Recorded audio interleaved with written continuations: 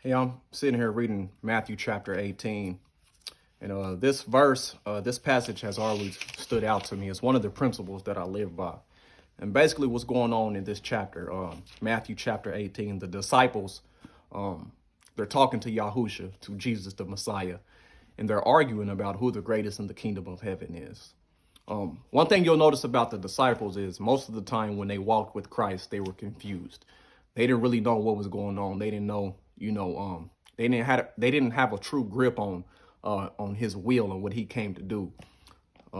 That's why they were always confused. If you read the scriptures, they always ask questions that showed that, they didn't quite understand what was going on. They was expecting a Messiah to come, right? But they weren't expecting someone to come and save them from their sins, right? That's why they asked the questions that they asked.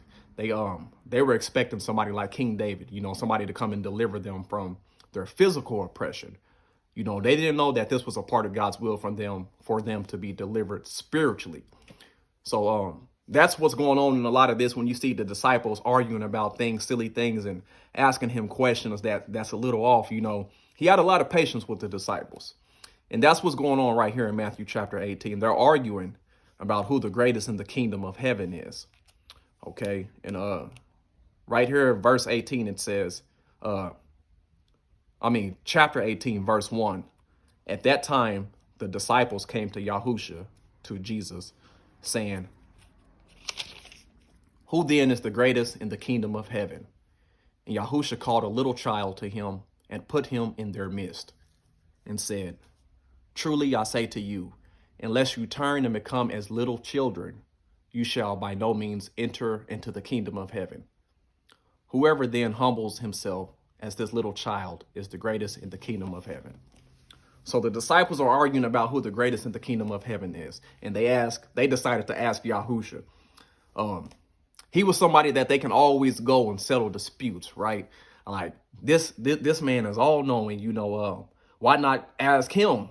He'll settle this debate right now, right? That's what the disciples are thinking. And he hit them with an unexpected answer. He pulled a child to him and said, "Whoever humbles himself like this child is the greatest in the kingdom of heaven."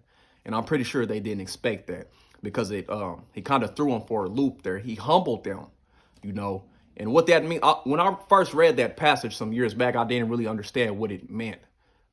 How do you humble yourself like a child?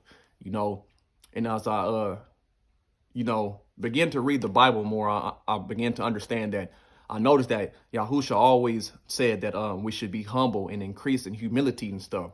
So if you ever don't understand a part of the Bible, then line it up with the rest of the word and put it all together collectively. What is the collective message of the Bible, as far as being humble and increasing in humility, not being prideful? That's what it means to be humble like a child. Children, they don't have pride, right? They haven't been exposed to the evils of the world. They're innocent. They have a lot to learn. So they're slow to speak, right? Everything that they learn it from their surroundings. Like I said, they haven't been stained by the world. So this is what it means to humble yourselves like a child. And Yahusha said, no one will enter the kingdom of heaven unless they humble themselves like children. So this is something that we as followers of Christ should consider every day. But how do you humble yourself like a child? Well, you have to think about it. Children don't have low self-esteem because they don't have that conscience. They don't think like that. A little baby will run around the house with this fat stomach hanging out in a diaper. You see what I'm saying? They don't think like that. Kids are innocent. That's why they're so cute, because they don't have they don't have that low self-esteem. Once you become a teenager, you start being exposed to the world and stuff like that. You have a different attitude. This is the difference between a child and between a baby and a teenager. Children don't care how they look. Babies don't care how they look. They don't care what they wear. You see what I'm saying? Because they're humble. They don't know anything. And this is how Christ wants us to be. He wants us to increase in humility. So what this also means is it means that we have to remove our pride. And that's hard to do for us. It's hard for us as humans to remove our pride. Some people are so prideful, they don't even basically realize how prideful they are. An example of this is if like an example of what it means to humble yourself. Like if someone asks you a question and you don't know, then just say, I don't know. That's an example right there. Just say, I don't know. Whenever you go and try to answer questions that you don't know, then that's an example of being prideful. It takes a lot. It takes a lot of strength and courage as a human being to say, I don't know. Humans are scared to say they don't know because they feel like they should know everything. No, you shouldn't. If you don't know something, then just say, I don't know. And that's just a part of what it means to be humble. We shouldn't be so embarrassed easy or feel so ashamed.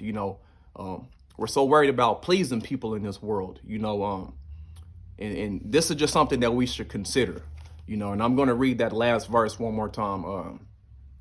He said, whoever then humbles himself like this child, like this little child, is the greatest in the kingdom of heaven. So it's not just enough of the people who humble themselves like that are the greatest people in the kingdom of heaven. So this isn't something that we should consider. This is something that we should just live by. We should live by always trying to stay humble. Every day we should humble ourselves and increase in humility, not care about what people think about us. Not in a hateful way. We want to care about our reputation and we want to have a good image, but we shouldn't care about pleasing the world and being accepted by people around us. Only person we should care about pleasing is Christ.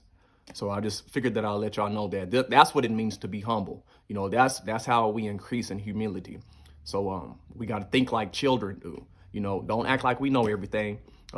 We always want to act like we're students. Never act like you know anything. One thing that I realize is that life goes a lot smoother when you don't act like you know everything.